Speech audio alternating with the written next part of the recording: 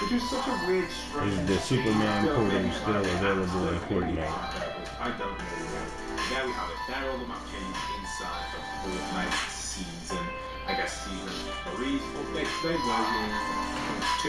So yeah, let's go over to OG now. Okay, so inside of OG there's a bunch of map changes, kind of nostalgia vibes here, but a lot of the meteor crates are now being filled up. The extraction has taken place, and obviously you can see the trucks are here harnessing the hot rods and meteors, taking them to the rocket, which is over on the other side of the map. We've actually got a few of the trucks here slowly moving over from the outside of the prison. The government is delivering these items from the meteors, the hot rods, the classic map change from season 4 over to the rocket position.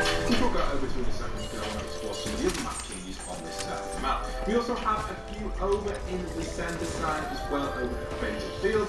There was a little kind of meteor on the outside of this, which is also being harvested, which is now being pulled back up. These trucks have loaded it, pulled or kind of filled in the crate, and obviously the other government vehicles have made their way over to the location of the meteor, not meteor, sorry, the rocket. We'll go over to the meteor though, I want to show you guys some more stuff over on this side as well. The meteor does also have interesting changes. There's additional trees which have been added to the TLI, so it's becoming more tree-like. Over time, these trees get bigger and bigger, and dusty does get covered entirely in trees and even get overgrown.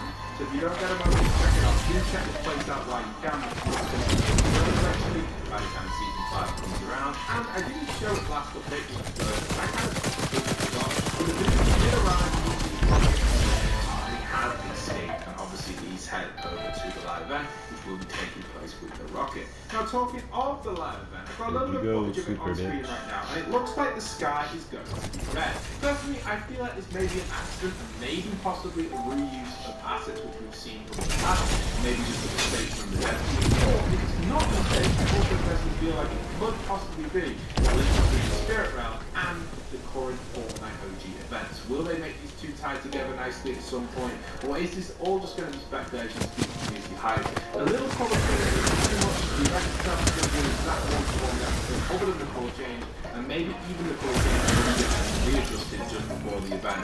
Maybe be a placeholder or in assets. Don't get your hype up too much. Fortnite lore has been dead for a long time, but if this does consistently happen and Epic do bring some instant with item shop skins and more, and maybe even next season, then maybe Chapter 7 could loop us back in to Season 11 and Chapter 1. Who knows if that will happen or not? I've had this theory for a long time. Again. Okay, so let's move around and get more in the OG map because there's lots of this stuff. There's always map changes. So you remember the Fortnite truck over at the when we go to the rocket base. But before we go over that, I just want to mention also we have the hole over at this field, which now is covered over as well. So the meteor hole, which was kind of obviously happening at the start of season 4 where it landed in, has now been covered and completely ready for reuse as well. Park cars. Obviously there's a lot of shiny cars back there. Some more government vehicles making their moves slowly over to the government base as well. I guess I don't even know. Obviously the business takes over the rocket, takes it over. Who knows really who this faction was? We referred it to as the government, and many people know it as that faction. But in reality, I don't really know why they just got all this stuff to the rocket and then the visitor just takes it out.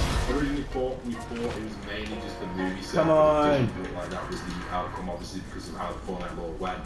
Then we've got some more footage here of them being delivered as well. You can see these ones are very, very close to delivery, and some have already been delivered. If you go inside of the rocket launch base, which is here, you will see that there are some meteor routes at the bottom already which have been delivered. So there must be something which the visitor is harnessing. Yeah! Commanding this base. At first, all four of the guys. Oh yeah. It's on now. This rocket gets used as the first one. We don't really know why it starts before major big. This also shows that the government are aware of that, and the visitor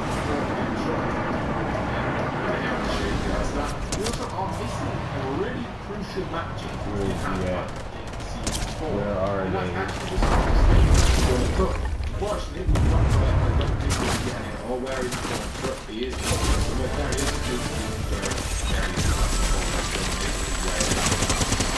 We also get this reserve and and obviously this is later fun. on in which will cover every location the day it lasts. Would anybody else like to shoot at me? Oh, bro. This video. But yeah, the Why, football bro? stadium, Why? which was added in towards the back of Pleasant over here, is no longer here. It's not longer, I don't think, after all. It was a collaboration thing, so it may not be, but this is where Ooh, shit.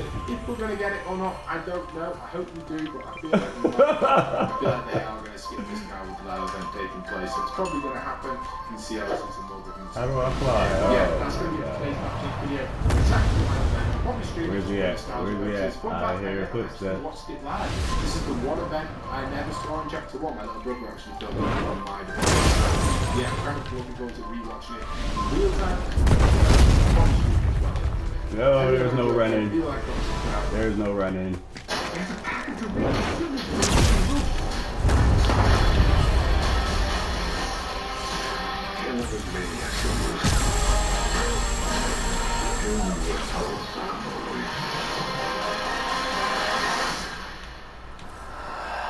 I understand, Tara. You have a daughter.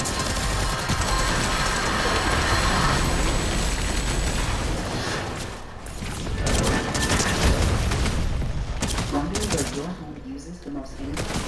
Our new energy analyzer, a free tool that gives you a detailed look at your monthly energy. Use less and save more.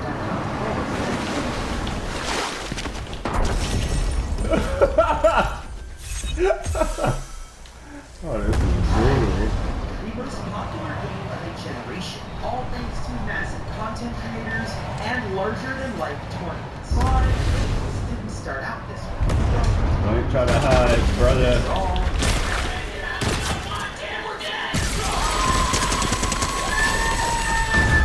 To the Fortnite World Cup.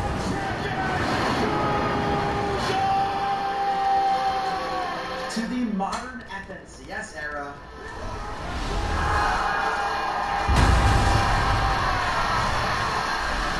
Today, I will be taking you guys through the entire history of competitive Fortnite.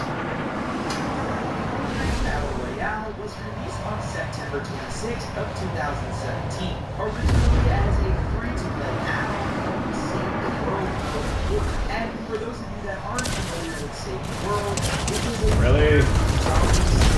horror game, which Hell's wrong with you? really competitive at all, and also wasn't what gamers were looking for in 2017. Plus, you also had to pay for that version of the game, so Epic decided to add the Battle Royale mode to try and save the game. And not only did the game not die, it absolutely exploded. Fortnite. This is a Fortnite. You couldn't go a day without hearing about Fortnite, so much so that it even got some daytime mom talk.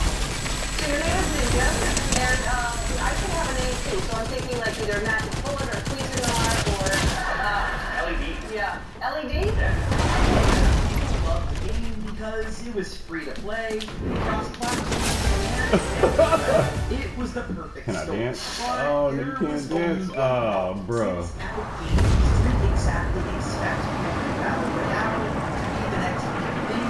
They didn't have a lot of writers that support it. They didn't have a ranked mode, they didn't have tournaments, heck, they didn't even have the battle pass. That's right, everyone was trying to do all. But this period wouldn't last too long.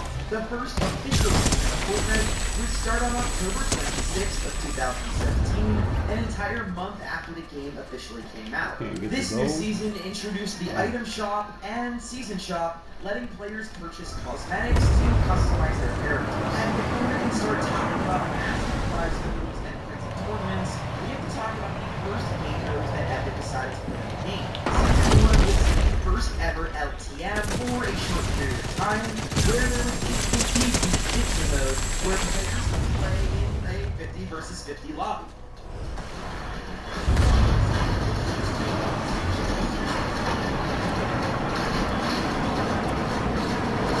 Season 2 started on December 14th, 2017, and was one of the most influential updates in the history of Fortnite. With the medieval times battle pass, it was what they learned, and just like the battle pass,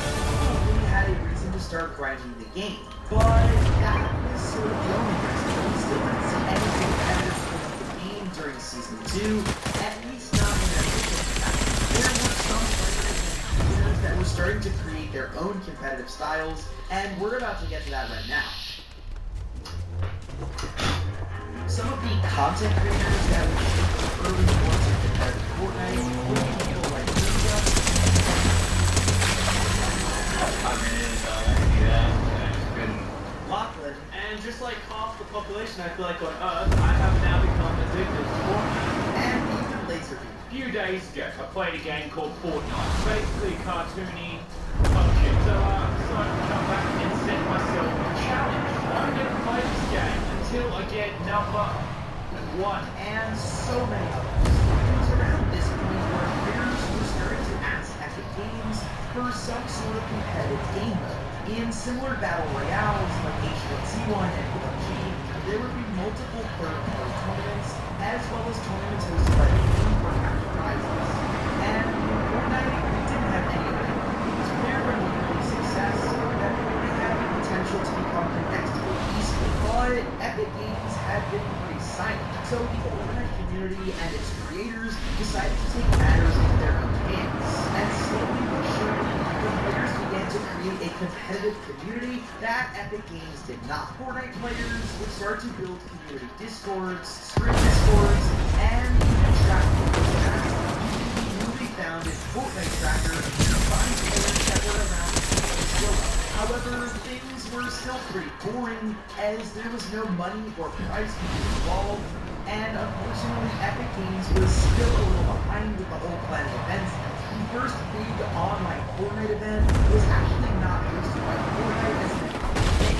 Instead, it was hosted by Star and UFC Gaming. They would put on a tournament called Friday Fortnite. Friday Fortnite was a mix between competitive and casual play, where we would see your favorite Fortnite pros and content creators in one game, where they would compete for cash prizes and win right.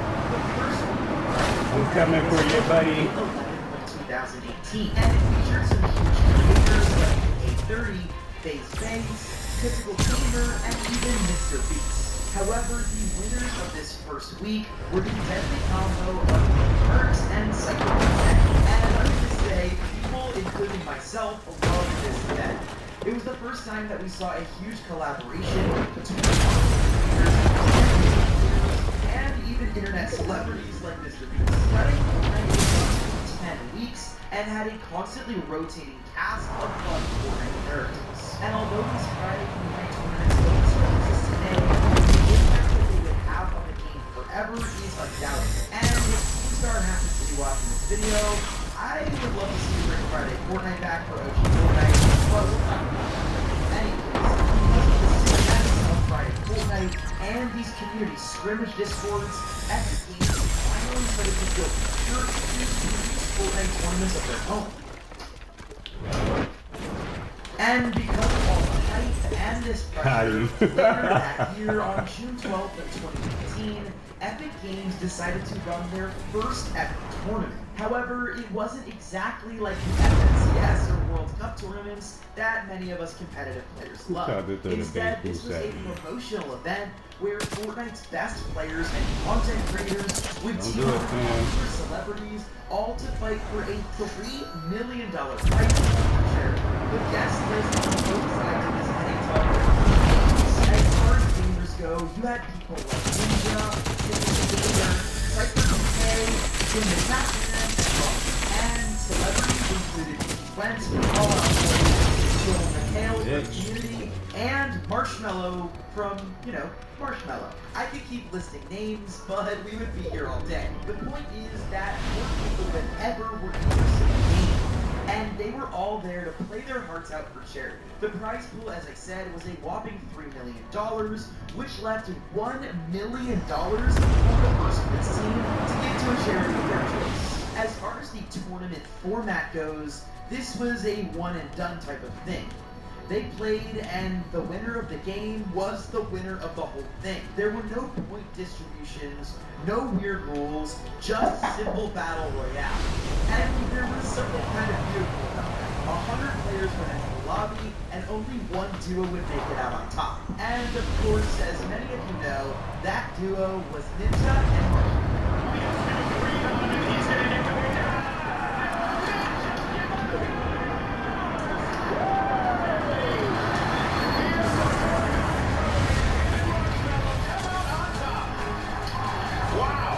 What a game! And here you have it, guys. The 2018 Pro-Am Fortnite Tournament winners. Congratulations, guys. As much fun as this Fortnite Pro-Am was, it wasn't exactly a true esports event. However, at the end of the tournament, teams stressed their dedication to creating a true competitive community. And the way that they did this was not some small little announcement, but instead one of the biggest announcements in esports history when they announced the Fortnite World Cup. What's up, Fortnite fans? My name is Kale Smith, and we have some big competitive news.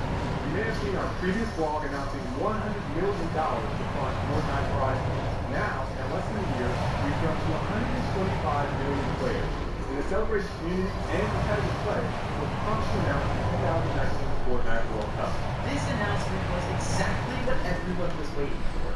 A true Fortnite event. But 2019 was still a long ways away from where we are in 2018, and Epic still hadn't tested out any of these Fortnite tournament formats, but luckily they had a plan for that in Fortnite Summer Skirmish. Summer Skirmish was finally announced on July 11th of 2018, and the format was a little bit confusing. You see, the Summer Skirmish was 8 weeks long, and Epic Games would be giving out a total of $8 million to the winners of various competitions throughout the summer. However, each week would have an entirely different set of rules. Epic tweeted out this week they're giving away $8 million over the next 8 weeks. How much? I've never seen it in my entire life. It's almost beyond my ability. That's right. Everything in these will be having different tournaments. There'll be different mini tournaments. The format's going to be changing. And all of this rule changing was kind of annoying for people. The general esports audience was already doubting Fortnite's ability to become a true esport, and this messy tournament, along with the very young pro players, wasn't exactly helping them feel better. But in my opinion, this was a necessary evil for Epic Games. They needed to test out a bunch of different tournament styles to try and figure out what works and what doesn't. And there's no way better to test things out than by holding a tournament of money where the best players in the world would try and get their piece of the prize. And unlike most Fortnite tournaments we see now, the Summer Skirmish was actually invite only, meaning that you had to be asked to play the tournament, and there were no open qualifiers for regular players like you and I to join. And Fortnite also never really announced how they were selecting players, but it seemed like they would mostly reach out to players from the major organizations like FaZe Clan, NRG, and Team Liquid.